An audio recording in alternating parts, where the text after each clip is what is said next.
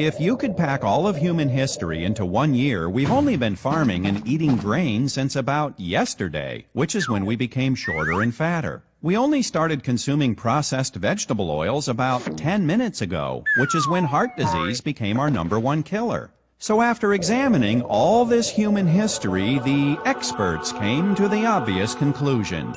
We need to eat a lot more of these. And so they convinced us that human health depends on foods we didn't eat for more than 99% of our entire existence. How did this happen?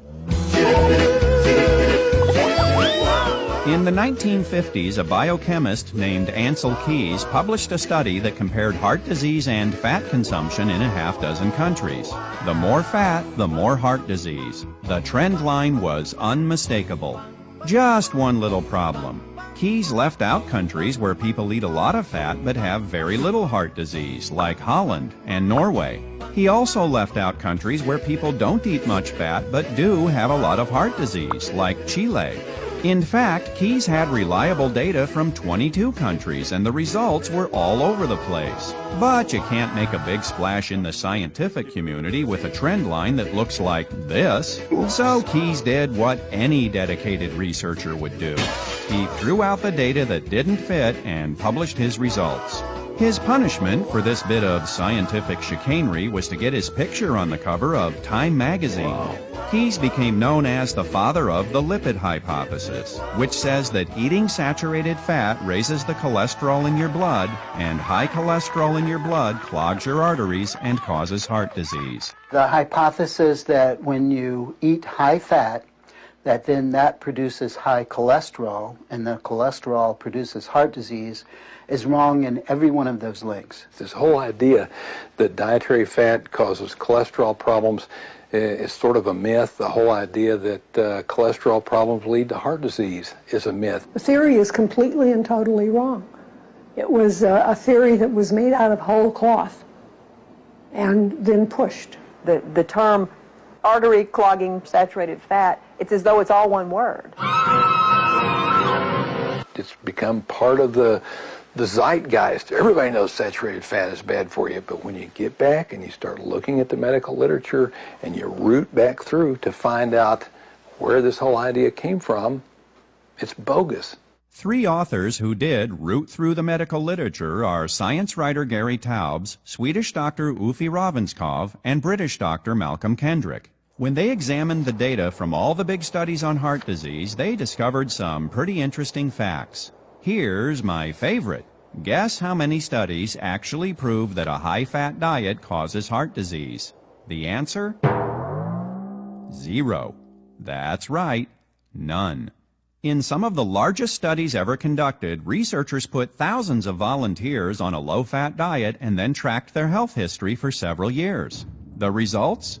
Nothing. They had just as many heart attacks as people who weren't on a low-fat diet. Since 1948, the Harvard Medical School has been following the diets and death rates of the entire population of Framingham, Massachusetts. One of the researchers involved in the Framingham study called the lipid hypothesis the greatest scientific scam of this century, perhaps of any century. And after more than 40 years, even the director of the study made a rather startling admission about what the study data actually shows.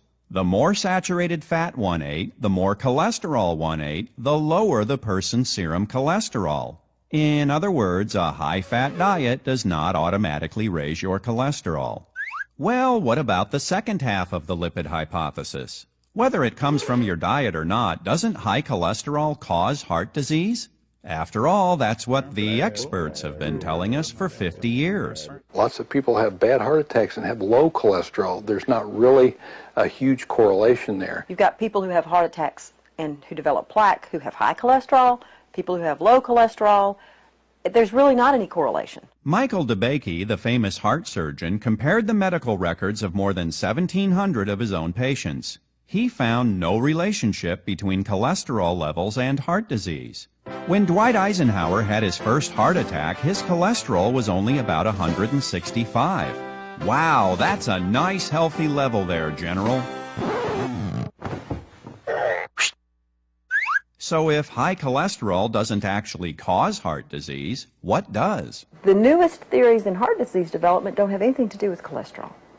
They have to do with inflammation. Cholesterol does not cause heart disease. Cholesterol is the thing that heart disease acts upon. The heart disease is the inflammation and the oxidation, the plaquing out of cholesterol once it becomes oxidized. So many people have been found that have low, normal or low cholesterol, and they still have bad heart disease. But most of those people, when they're checked carefully, will have signs of inflammation. To understand how inflammation can cause heart disease, let's look at what cholesterol actually does. Cholesterol is one of the most important substances in your body. Without it, you'd be dead. Your brain and your nervous system are full of cholesterol. The walls of your cells depend on cholesterol. Nearly all of your hormones are made from cholesterol. This stuff is so important, almost every cell in your body can make its own cholesterol if it has to. The heart disease story we all know goes like this. If you have too much LDL or bad cholesterol, it builds up in your arteries and makes them narrow. But if you're lucky, HDL, or good cholesterol, gobbles it up and clears it away. It's a nice, simple story.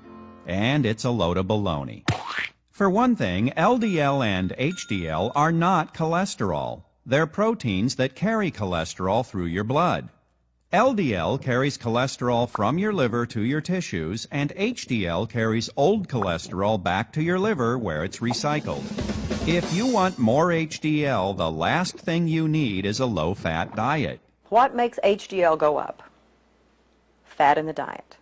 That's what raises HDL. So you increase the fat in your diet, and your HDL, deemed by even the most fervent anti-cholesterol person as the good cholesterol, HDL goes up. That's right. In spite of what the experts told us, 27 different studies have shown that eating saturated fat raises your HDL. And despite its bad reputation, not all LDL is actually bad. LDL comes in different size packages. There are little small, dense, BB-like packages, and there are big, round, fluffy, cotton ball-like packages. And the small, dense ones, it turns out, what's called the type B LDL, are the most harmful ones. And the big, fluffy ones aren't particularly harmful at all. Heart disease doesn't begin when your cholesterol goes up. It begins when your arteries become damaged or inflamed. LDL then does exactly what it's supposed to do. It brings in cholesterol to help the healing process. But if small LDL becomes damaged by oxidation, it can penetrate the wall of the artery. If the inflammation and oxidation continue, a plaque begins to form. Now you've got heart disease. So does a high-fat diet produce too much small LDL? Nope. Small LDL is the result of eating too many carbohydrates. That's been shown in the medical literature probably a dozen times at least in papers that reducing carbohydrate in the diet shifts from a small dense pattern to a big fluffy pattern. Having an LDL that's 120 or 130 or 100 or 145 doesn't matter as much as the kind of LDL that it is. If the numbers alone don't mean very much, then why does high cholesterol get all the blame? Research consistently shows that smoking, elevated blood sugar, and emotional stress can cause inflammation, damage your arteries, and lead to heart disease. They also happen to raise your cholesterol. So by blaming cholesterol for causing heart disease, the experts relied on logic that makes about as much sense as this. In high crime areas, there are more calls to the police. Therefore, we can assume that calling the police produces an increase in crime. To get rid of crime, the answer is simple. Stop calling the police. But in spite of all the evidence that cholesterol is just an innocent bystander, the experts keep trying to bring it up on charges. In 1988, the Surgeon General's office set out to prove the lipid hypothesis by reviewing the data from all the major studies. But after 11 years and more than $100 million, the results were not supporting the theory. So they did what any dedicated government researchers would do. They shut down the entire project, saying it was becoming too complicated. And as Kendrick Taubes and Ravenscoff discovered, that's been a disturbingly common pattern. Researchers routinely ignore evidence that the lipid hypothesis is wrong and sometimes even manipulate their data for the sole purpose of supporting it. What could possibly cause such rampant dishonesty? In the 1970s, the lipid hypothesis was still very much in dispute. Then a Senate committee headed by George McGovern decided to settle the issue. McGovern at the time was following the Pritikin diet and believed everyone should be cutting back on fat and cholesterol. The committee's original report urged Americans to reduce their risk of heart attacks by reducing their intake of cholesterol down to the equivalent of about 1 egg a day.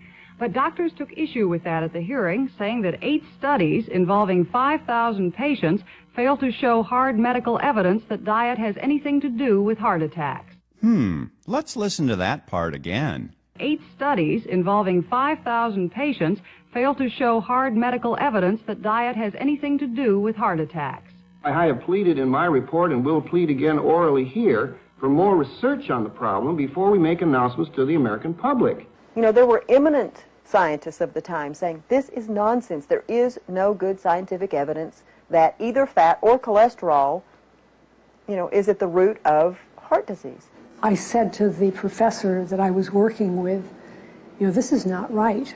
Animal fat's not causing this, and this is not what the data says. So the McGovern staff did what any dedicated staff working for McGovern would do. They decided those scientists must have been paid off by the big bad dairy and egg industries. Well, I would only argue that senators don't have the luxury that a research scientist does of waiting until every last shred of evidence is in. They went to great lengths to overlook anything that did not fall into lockstep with that belief, and basically just unleashed what amounted to a several decade-long experiment in which all of us were unwitting participants. The McGovern Committee's report was written by a young staff member who happened to be a vegetarian and had no background in medicine or health research. The committee recommended a low-fat, low-cholesterol diet for everyone and offered some ideas that could only spring from the mind of a politician. But Senator Schweiker of Pennsylvania suggested that instead of discrediting the committee's report, the eggmen should be out developing hens that would lay low-cholesterol eggs. Soon after the McGovern report was issued, the USDA got into the act. Carol Tucker Foreman, the assistant secretary at the time, believed in the low-fat diet theory and wanted to issue official guidelines to tell everybody how to eat. To make sure she was on solid scientific ground, she consulted with Philip Handler, the head of the National Academy of Sciences. Just one little problem. Handler told her the McGovern Committee's report was nonsense. So she did what any dedicated government official would do. She ignored him, shopped around for a scientist who agreed with her, then issued the guidelines. Thanks to a handful of politicians with no background in science, the heart-healthy benefits of a low-fat diet became official government policy. And real scientists got the message loud and clear. Tell us what we already believe, or you can say goodbye to your lucrative government funding. There is influence that goes on, starting with the USDA, which is promoting commodity agriculture. So there is a lot of economic pressure on the people at NIH, on the people in the universities who carry out the studies for NIH. They live by their grants. No grants, no work, no job. Dr. Kilmer McCulley, a researcher at Harvard, went against the prevailing theory and published a study concluding that something other than cholesterol was causing heart disease. His reward for this bit of scientific integrity was to be denied tenure, lose all his research grants, and get shoved into a little laboratory in the basement. In academia, that's a polite way of saying you're fired. He also ended up on an unofficial blacklist, and it took him 2 years to find another job as a researcher. A lot of people have built careers on this, and these are careers built on a very shaky factual foundation. There's a reasonable reason to believe that from the beginning, but to persist in the face of so much overwhelming evidence really can't be based on science, and you have to think that there were other factors involved. It became an industry. In the 1980s, the National Cholesterol Education Program released new guidelines that said everyone's cholesterol should be below 200, which was about 20 points below normal. And here's a strange coincidence. Most of the scientists who wrote those guidelines just happen to have a financial relationship with the companies that make cholesterol-lowering drugs called statins. Many of the studies that claimed a low-fat diet is good for your heart were funded by the American Heart Association, which earns millions of dollars licensing its Heart Check logo to healthy low-fat foods like Cocoa Puffs. If the lipid hypothesis ever goes away, that logo just became worthless. Give this another decade, and that hypothesis will be on the junk pile of history because it's not true. Okay, so maybe the lipid hypothesis isn't true. So what? What could possibly be wrong with cutting back on saturated fat and getting your cholesterol as low as possible? We now have this terrible phobia of fat, of animal fat, which the body needs to be normal, to be healthy. Your immune system is fat dependent. I mean, your brain is fat dependent.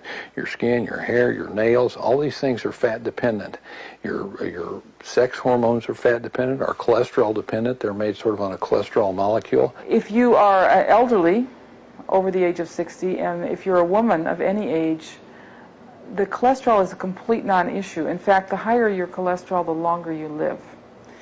And this shows up in study after study. And yet, in spite of those studies, drugs that lower cholesterol are being marketed to women. But take a good look at that little disclaimer. If it doesn't prevent heart disease, why on earth would you take such a powerful drug?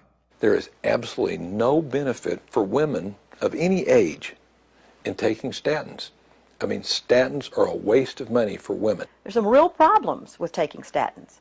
Memory loss, muscle problems, osteoporosis in women. I mean, there are a lot of reasons that you wouldn't want to take statin drugs. And low cholesterol is a predictor for depression, suicide, violent behavior, strokes, and cancer. It's much better to have high cholesterol than lower cholesterol.